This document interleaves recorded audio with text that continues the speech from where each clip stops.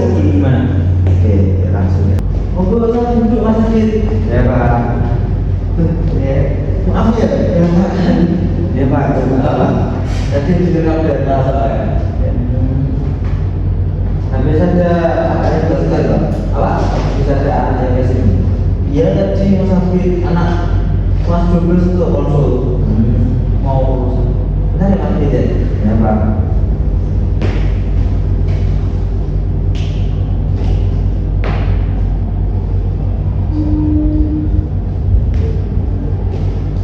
Mobil Mas Adit minum. Ya, ya Pak. Boleh saya minum? Oh, mau.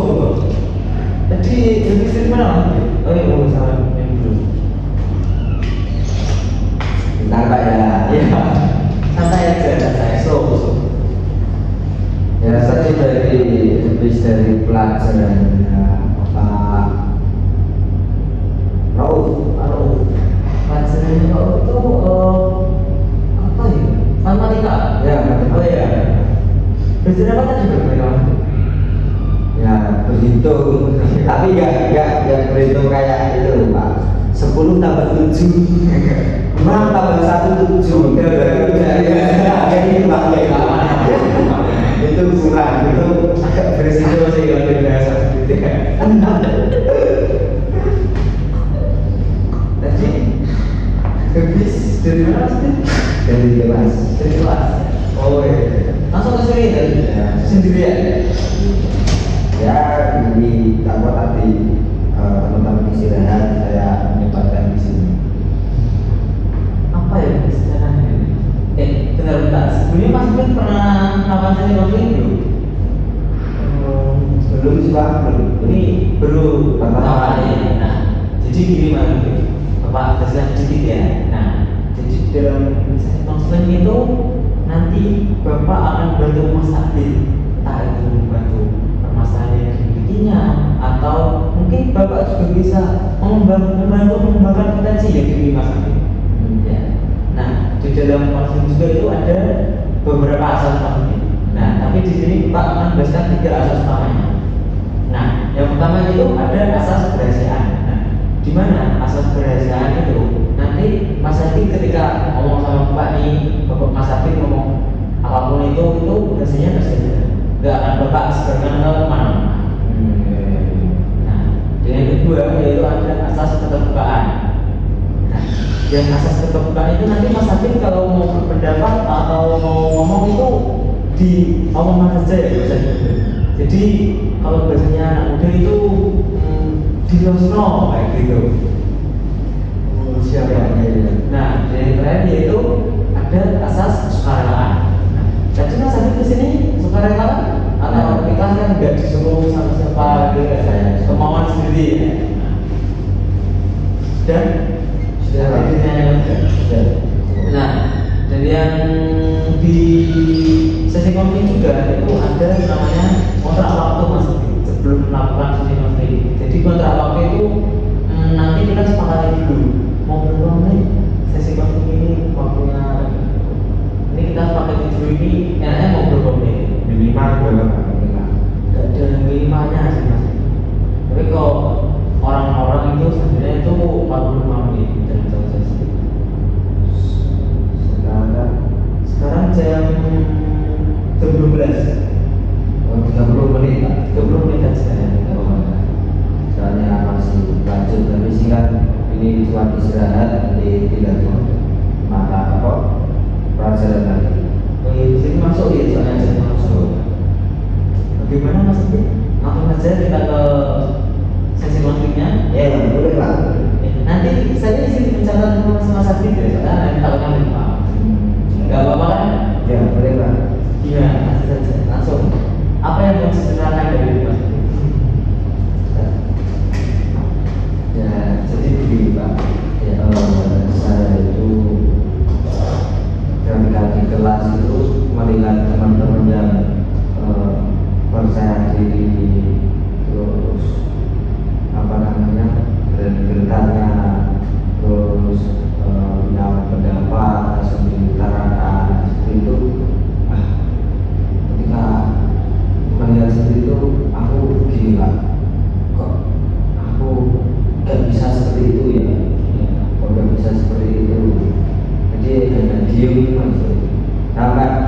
melihat tatap mata sama guru itu udah berani Pak, soalnya takut ditunjuk. Oh, Jadi malu ya, mau bicara itu malu Pak.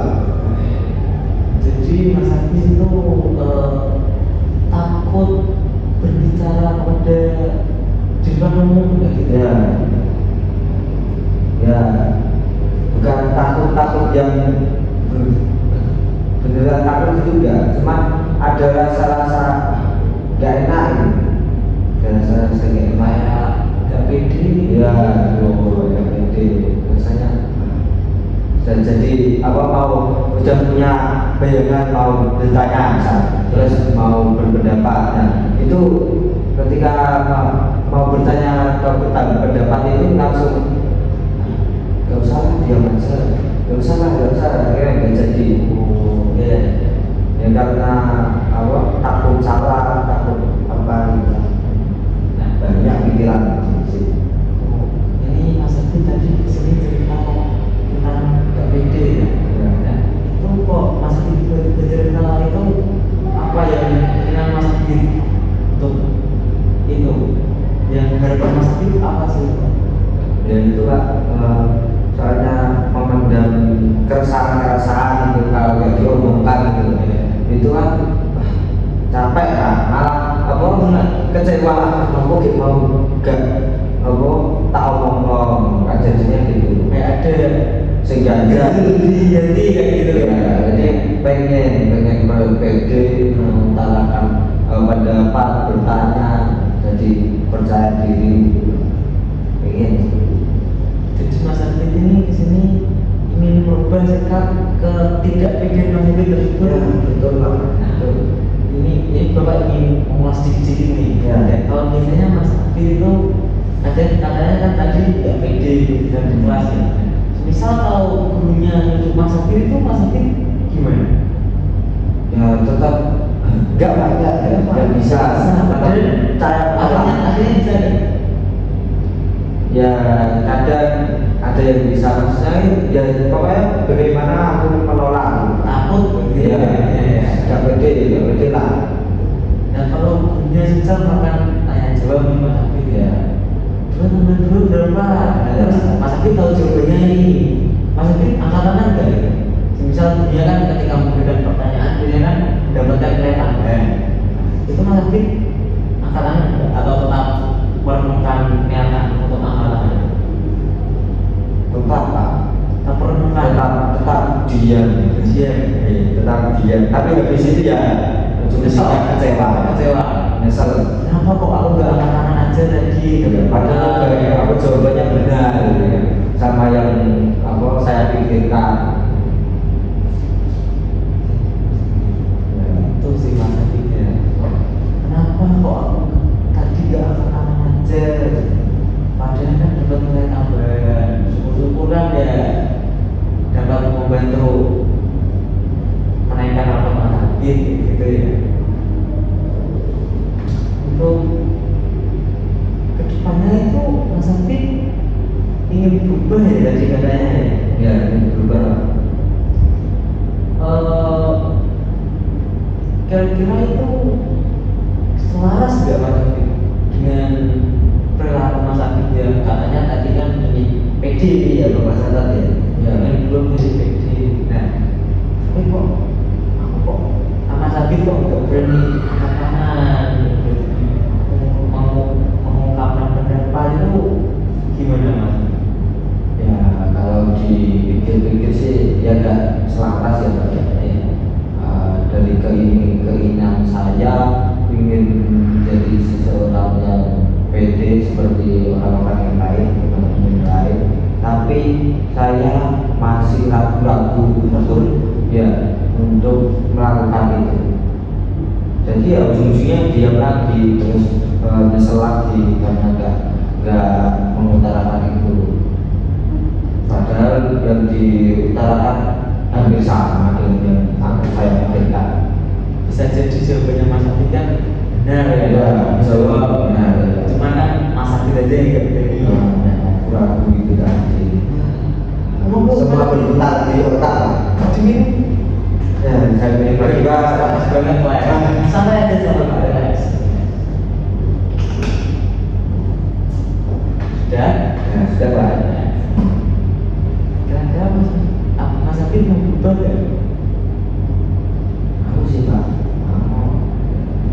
Belum jadi pede. Ya, pede. Itu Mas Afif kira-kira rencananya bagaimana? Apakah ada rencana ada? Nanti Bapak kasih tambahan saran kan?